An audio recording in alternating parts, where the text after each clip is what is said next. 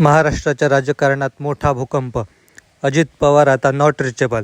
सरकार कोसळण्याची भीती. काय आहे संपूर्ण बातमी जाणून घेण्यासाठी पूर्ण व्हिडिओ नक्की बघा. तुम्ही जर आमच्या चॅनलला सबस्क्राईब केलं नसेल तर नक्की सबस्क्राईब करा. देवेंद्र फडणवीस यांच्या नेतृत्वाखाली स्थापन झालेल्या महायुती सरकारच्या मंत्रिमंडळाचा विस्तार झाल्यापासून सत्तेत असलेल्या तिन्ही पक्षांमध्ये प्रचंड नाराजी निर्माण झाली आहे. प्रत्येक पक्षात मंत्रिपदाने हुलकावणी दिलेले नेते त्यांची नाराजी कुठल्या ना कुठल्या मार्गाने व्यक्त करत आहेत. त्यामध्ये मंत्रिपद न मिळालेले राष्ट्रवादी काँग्रेसमधील नेते छगन भुजबळ यांनी नाराजीच्या चर्चेचा विषय ठरला आहे.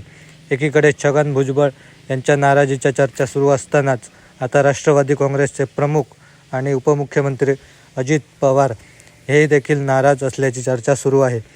मागच्या 24 तासापासून अजित पवार हे नॉट रिचेबल असल्याचा दावा करण्यात येत आहे. महायुतीने आपल्या मंत्रिमंडळ विस्तारामधून सत्ताधारी पक्षामधील अनेक विद्यमान प्रस्थापित नेत्यांना धक्का दिला होता. तसेच अनेक ज्येष्ठ नेत्यांना मंत्रिपदाची संधी न देता नव्या चेहऱ्यांना मंत्रिमंडळात स्थान दिले आहे. त्यावरून महायुतीमधील 3 पक्षांमध्ये नाराजी दिसून येत आहे.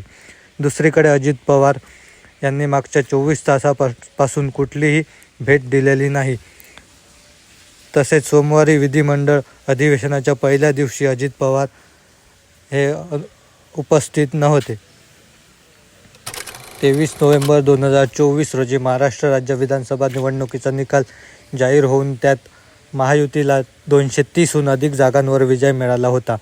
या विजयानंतर जवळपास 13 दिवसानंतर महायुती सरकारचा शपथविधी झाला. त्यानंतर मंत्रिमंडळ विस्तारालाही आणखी 8 दिवसांचा अवधी लागला होता. दरम्यान अजित पवार हे नॉट रिचेबल झाल्याने ते नाराज असल्याची चर्चा सुरू आहे. राज्याच्या विधिमंडळाचं सध्या अधिवेशन सुरू आहे. मात्र या अधिवेशनात अजित पवार यांची अनुपस्थिती ठळकपणे दिसत आहे.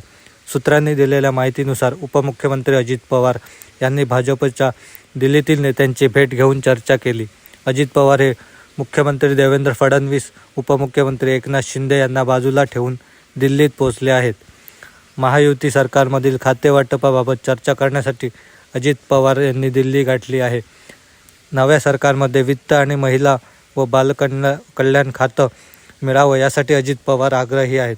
दरम्यान महाराष्ट्र सरकारमधील मंत्रिमंडळाचा विस्तार झाला आहे. मात्र नव्या मंत्र्यांचं खातेवाटप झालेलं नाही. त्यामुळे उपमुख्यमंत्री अजित पवार हे नाराज आहेत. मंडळी, अजित पवार यांनी महायुती सरकारमधून बाहेर पडावं का? आपल्याला काय वाटतं याबाबत? आपलं मत कमेंटमध्ये नक्की सांगा.